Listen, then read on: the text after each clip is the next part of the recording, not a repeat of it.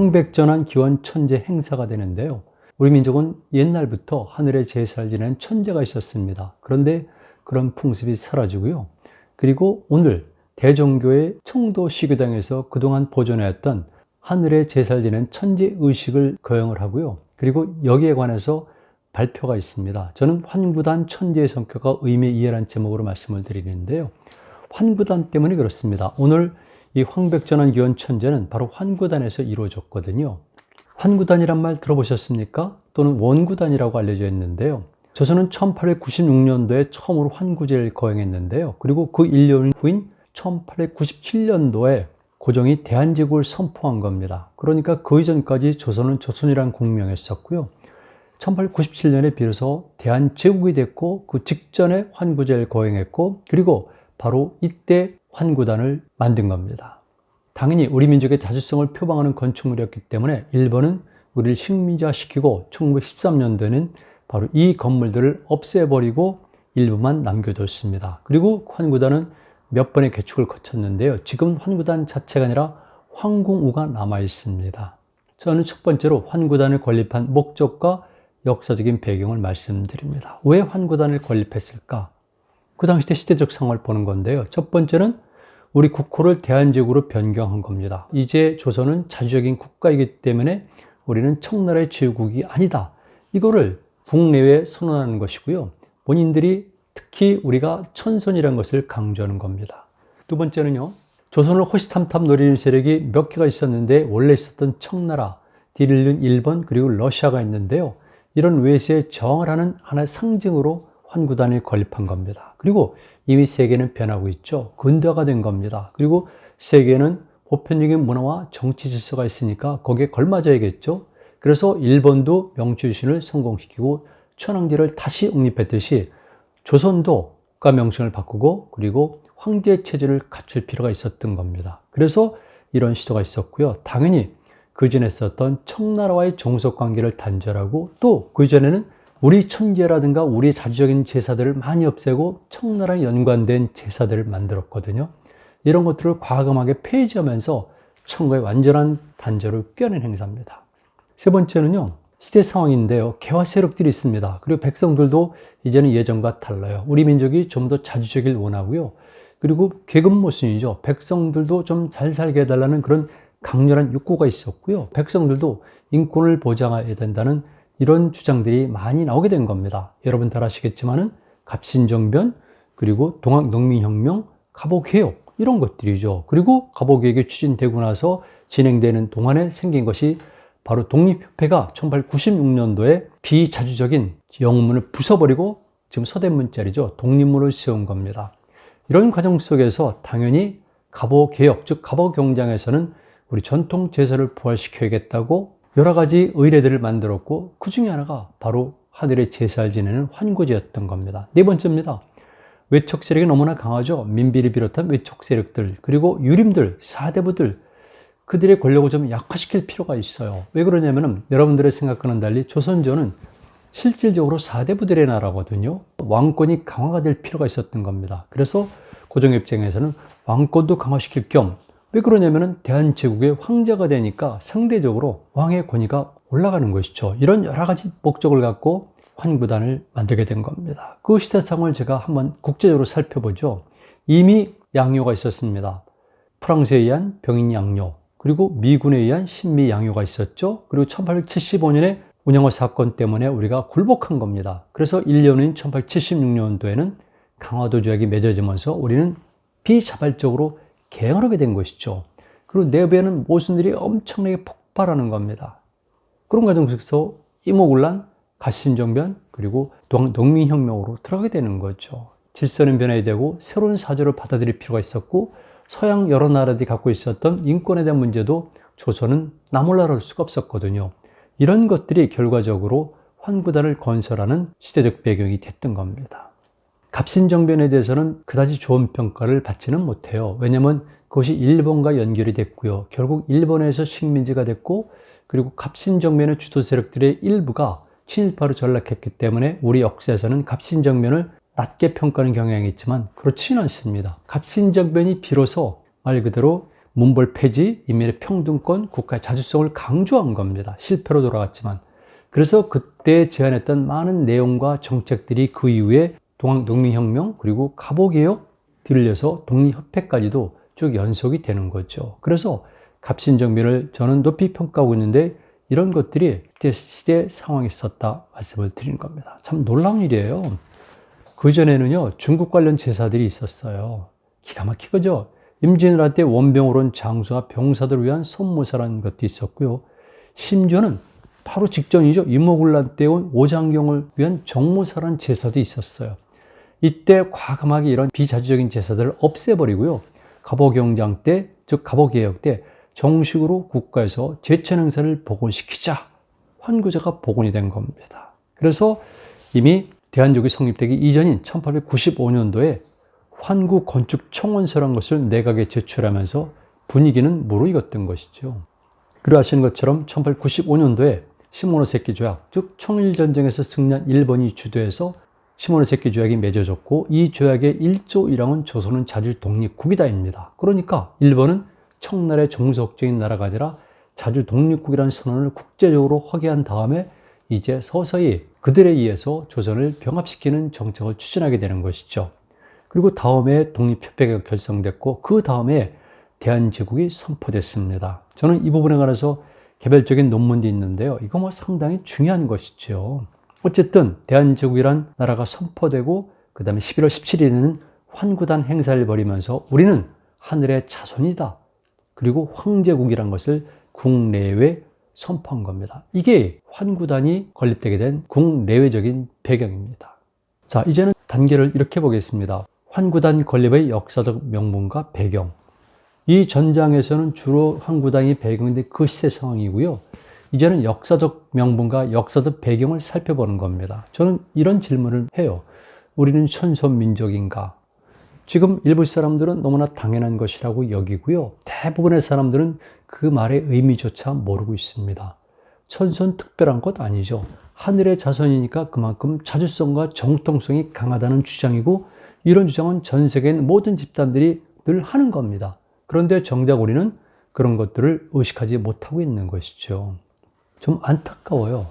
그래서 우리 민족은 처음부터 여러분들이 잘 알고 있는 원조선, 그것을 표현한 단군에 관한 기록 또는 단군 신화죠. 또는 고구려 건국신화, 기타 신화들을 보면은 우리가 하늘의 직선이라는 것을 분명히 표현하고 있어요. 그것을 여러 가지 명칭으로 부르고 있습니다만 이를테면 천강, 하늘에서 내려왔다 등등의 신화도 있지만 기본적으로 우리는 하늘의 자손이란 의식을 전제로 하는 겁니다. 우리가 얘기하는 흔히 말하는 단군의 아버지격인 환웅도 환웅천왕이라고 분명히 기록이 되어 있거든요. 그러니까 그분은 하늘의 왕이고 단군은 당연히 하늘의 자손이고 원조선 즉 고조선에서는 하늘의 자손들이 하늘에 지내는 제사가 있었던 거죠. 자연이란 의미에서의 하늘도 있고 그리고 환웅의 아버지 즉 그런 의미에서도 하늘을 대상으로 제사를 지낸 겁니다. 환구제는 천제인데요. 이때 하늘이라는 것은 굉장히 중요하기 때문에 우리 같은 경우는 신화라든가 나라 명칭이라든가 임금이라든가 하늘, 산, 강, 사람 이름 이 모든 것에 한이란 말이 들어가 있어요. 이게 바로 하늘이라는 것이거든요. 그래서 환인, 환웅, 단군도 뜻은 하늘이 들어가 있어요. 고구려로 내려볼까요?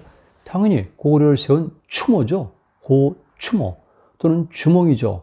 그런데 광개토백 능피에 보면 첫째 줄에 이렇게 되어 있어요. 천재의 아들이요 수신의 자손이다. 이런 겁니다. 천재지자 모 하백열왕이죠.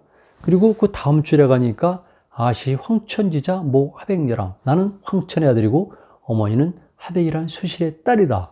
그러니까 당연히 광개토백비에는 고구려를 건국한 추모가 천손이라는 것이죠. 실제로 천손이란 여러 가지 명칭이 나옵니다. 모두르청에도 1월지자란 말이 나오고요. 천손이란 단어가 나오죠. 그리고 고려 때 쓰여진 동국 이상국집의 동명원편에도 천재가 태자를 보내요. 이런 얘기가 나와요. 그리고 천왕랑이란 글자도 있고 평양 지역에 있는 천왕 지신청에서는 이렇게 천왕이란 글자가 쓰여져 있는 것도 발견이 된 겁니다. 고구려인들은 처음부터 끝까지 본인들이 하늘과 직결된 특별한 존재라는 강한 자의식을 갖고 있었어요.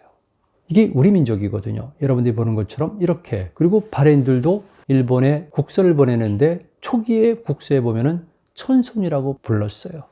그거를 계승했으니까 당연히 바레인들도 자신들을 천손이라고 부른 거죠. 이거 굉장히 힘든 겁니다. 동아시아도 하나의 세계이기 때문에 국제적인 질서가 있고요. 그리고 요즘 말로 하면 어떤 룰이 있는 겁니다.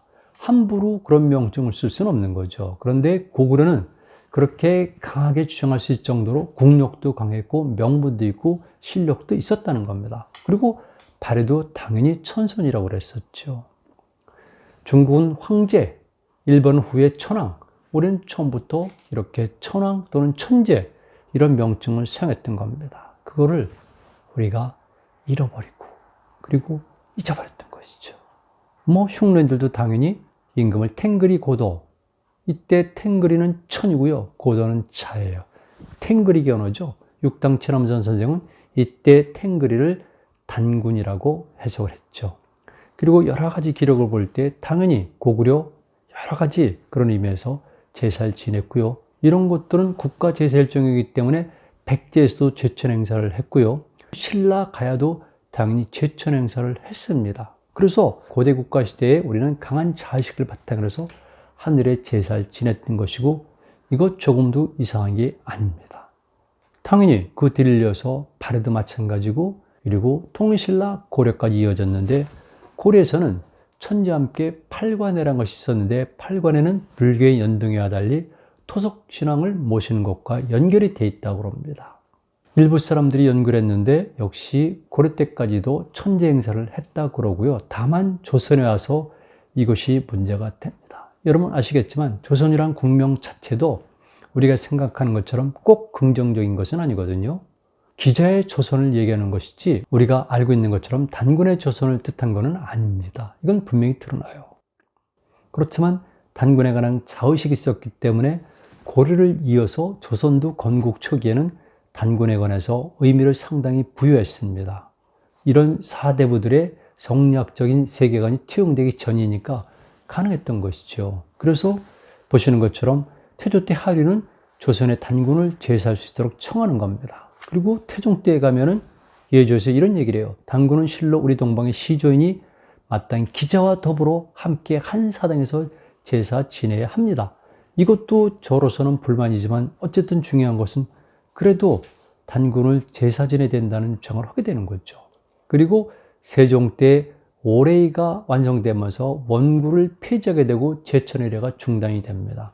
세종대왕은 흔히 말하는 민족주의적 색채가 강한 분이고요. 단군에 대해서도 각별한 의미를 두고 있지만 역시 그 당시 때에는 이렇게 원구를 폐지하게 됩니다. 그리고 세조 때 일시적으로 다시 거행하지만 그 이후부터는 역시 제천 행사는 폐지가 되죠. 왜? 성리학자들의 주장에 의해서 우리는 중화사상에 꽉 젖어 있었기 때문에 우리가 하늘의 제사를 지낼 자격이 있는 것은 아니죠.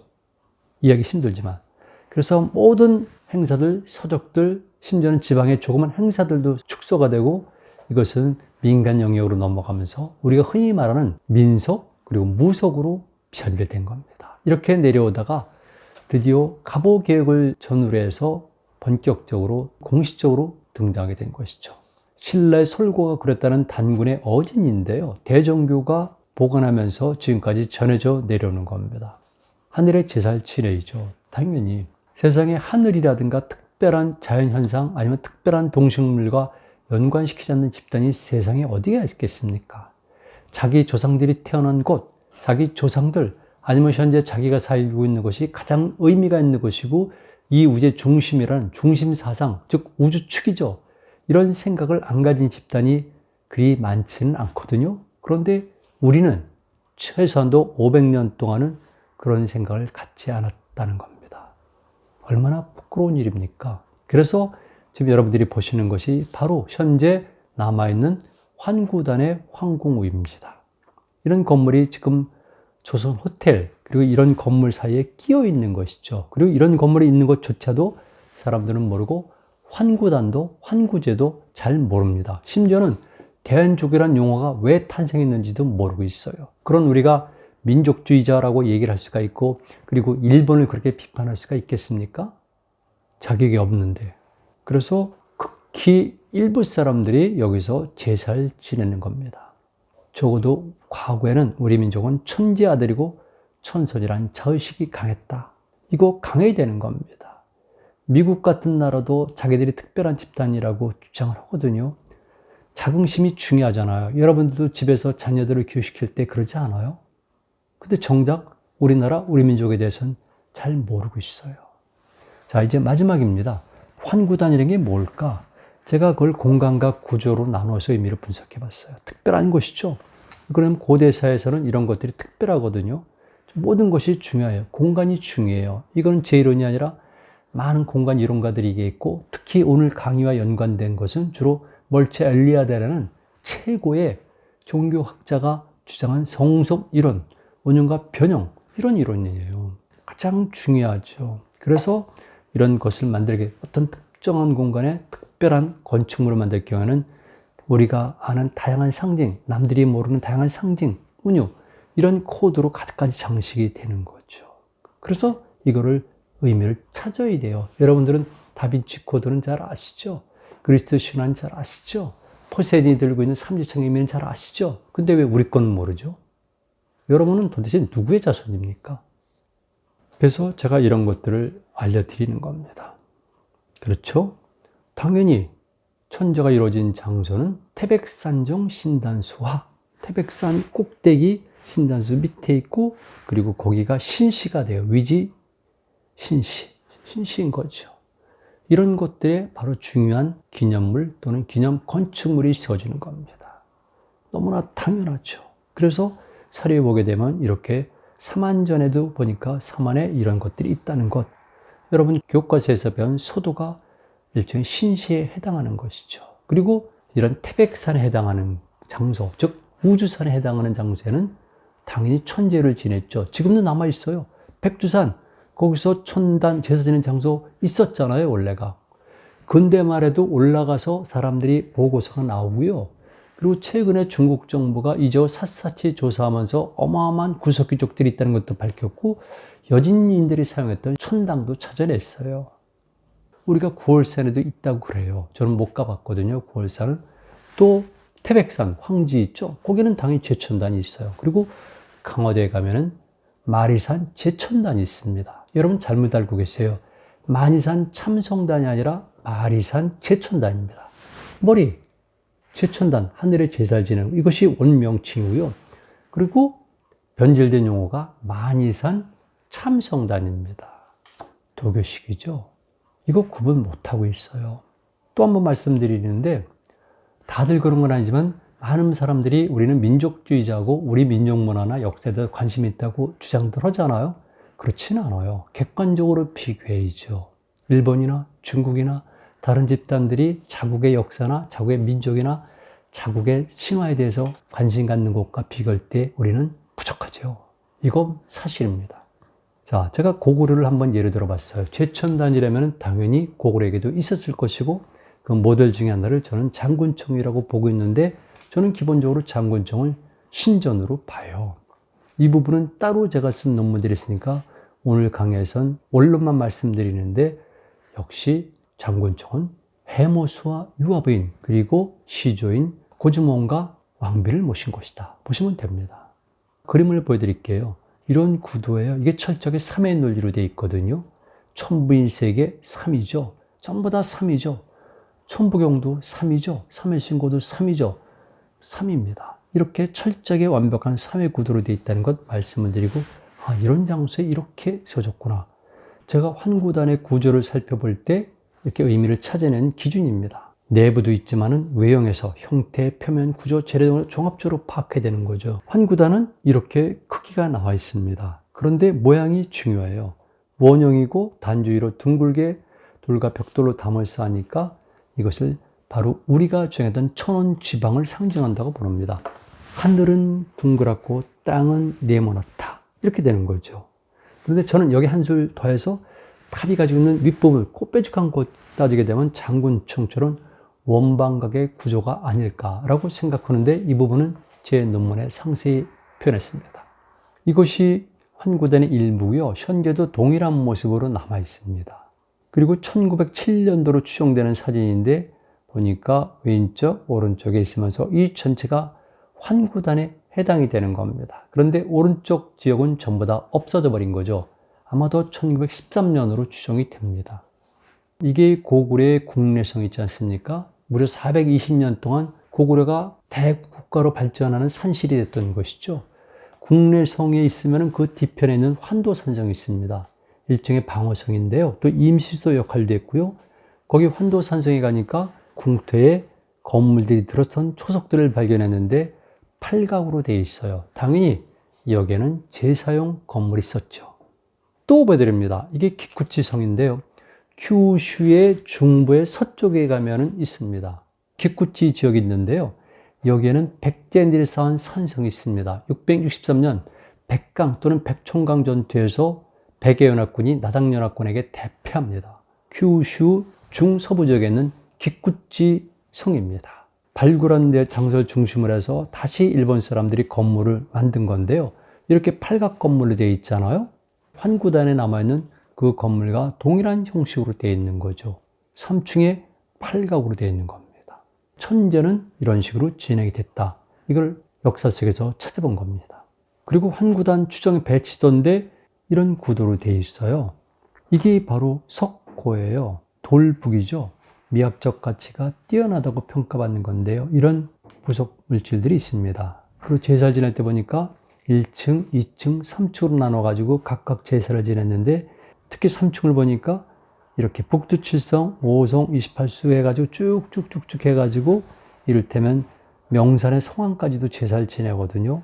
그러니까 모든 것들을 지내는데 여러분들 이미 눈치채셨겠지만 이거는 하늘과 땅과 우리 임금과 또 한 가지는 모든 신들인데 단군 기록 또는 단군 신에 나온 풍백, 우사, 운사 등등을 비롯해서 이런 것들이 나오고 특히 고구려가 신앙을 했다고 기록에 나와 있는 북두칠성을 비롯한 성들 그리고 산과 바다까지 다 제사를 지내는 겁니다.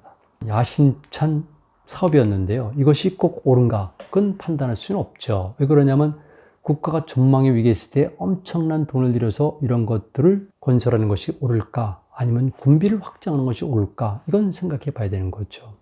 그래서 제가 이 기록과 연관돼서 사료를 찾아보니까 우리나라에는 이렇게 제사를 지냈던 기록들이 남아있어요. 특히 고구려는 이렇게 남아있습니다. 여기 보면 제기들이 범상치가 않죠. 둥근 것도 있고 네모난 것도 있고 삼각형으로 되어 있어요. 원방각을 각각 의미하는 그릇에 여러 가지 특별한 물건들을 넣고 제사를 지내는 겁니다.